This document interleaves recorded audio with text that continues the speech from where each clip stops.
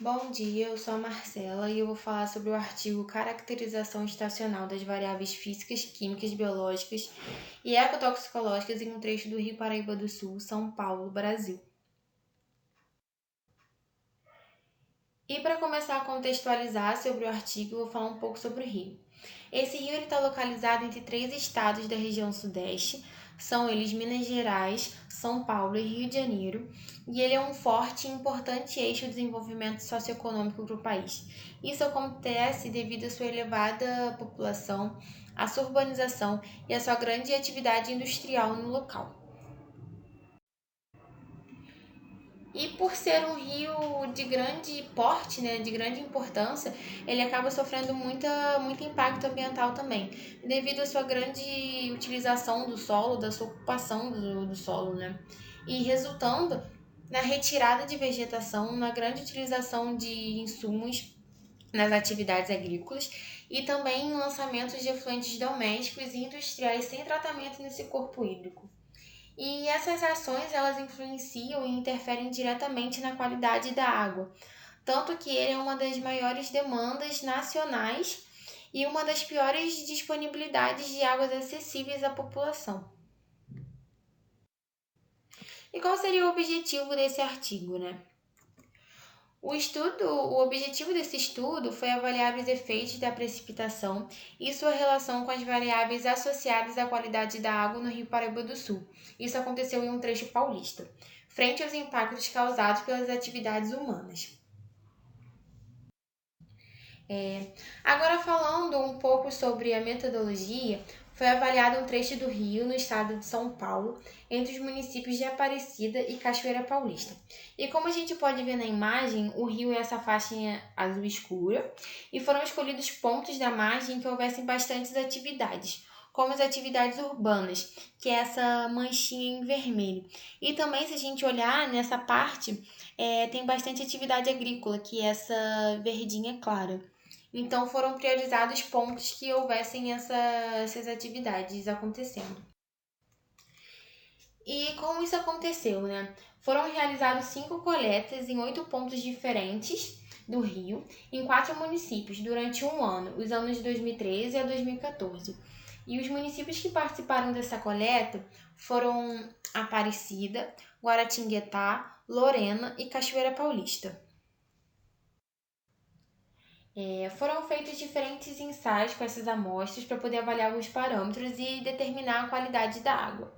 E entre eles estavam o pH, a condutividade, a quantidade de coliformes totais, oxigênio dissolvido, a DBO e DQO, a temperatura, a turbidez e a concentração de fósforos.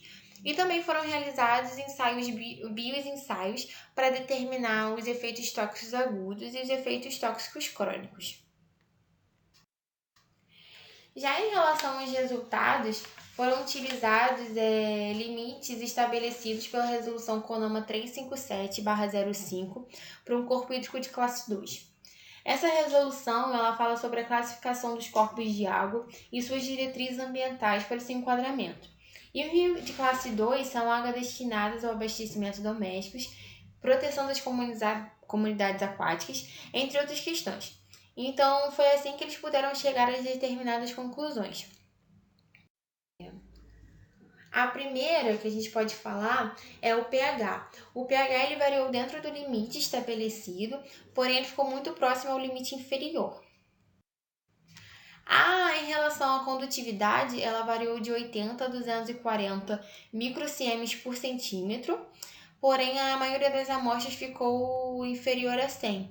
Isso quer dizer que não tinha elevadas concentrações presentes, né, de poluentes naquela amostra. Já em relação à turbidez, a gente teve os maiores valores encontrados no ano de 2014. Nos outros períodos, a gente teve valores mais baixos e os autores acham que isso aconteceu devido ao tamanho e à natureza das partículas presentes na coluna. Já em relação ao oxigênio dissolvido, a gente obteve resultado abaixo do limite, e em relação à demanda bioquímica de oxigênio, a gente variou dentro do limite estabelecido. E esses valores querem dizer que não houve uma piora da qualidade da água em comparação aos anos anteriores. Isso não quer dizer que a água está em boa qualidade, só está mostrando que ela se manteve estável em relação aos outros anos. Já em relação à demanda química de oxigênio, a gente obteve maiores valores próximos a montante e menores valores próximos a jusante. E isso mostra a participação das ações, né, das atividades do município na poluição e na qualidade do rio. Já em relação ao fósforo total, a gente obteve resultado acima do limite, que esse parâmetro está relacionado às atividades que acontecem ali nas margens, né, a da população que vive ali. E os coliformes totais também a gente obteve valores acima, que esse parâmetro ele mostra que existe sim a presença de lançamentos de efluentes sem tratamento no corpo hídrico.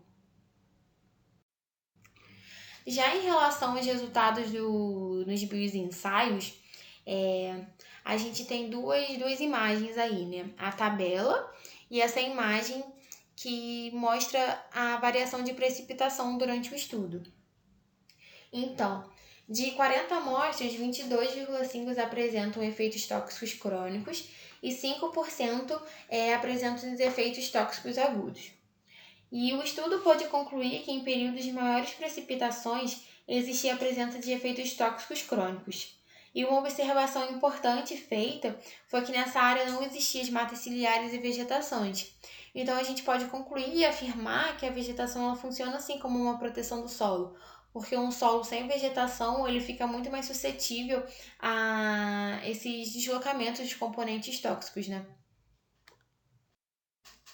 Então, depois de todos esses estudos, de todas as avaliações, foi possível concluir que os baixos níveis de oxigênio dissolvido, os altos índices de concentrações de fósforo e a presença de coliformes totais evidenciam e afirmam que esse rio ele sofre grandes impactos ambientais.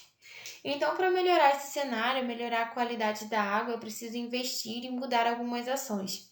E entre elas estão as implantações das ETs, que são as estações de tratamento de água, são as maiores proteções da cobertura vegetal do local, né? E planejar melhor essa utilização e essa ocupação do solo. Já em relação à precipitação, foi possível concluir que a presença dos efeitos tóxicos no corpo hídrico demonstra que a chuva desloca esses componentes, então ela acaba prejudicando um pouco. E variáveis que estavam relacionadas com a chuva foram a DBO e os sólidos totais, que apresentaram ligação direta com o aumento da precipitação. Então, após isso, a gente pode afirmar que, além de alterar as características da água, a chuva também atua como um agente intensificador desses impactos ambientais. Essas são as referências. Obrigada.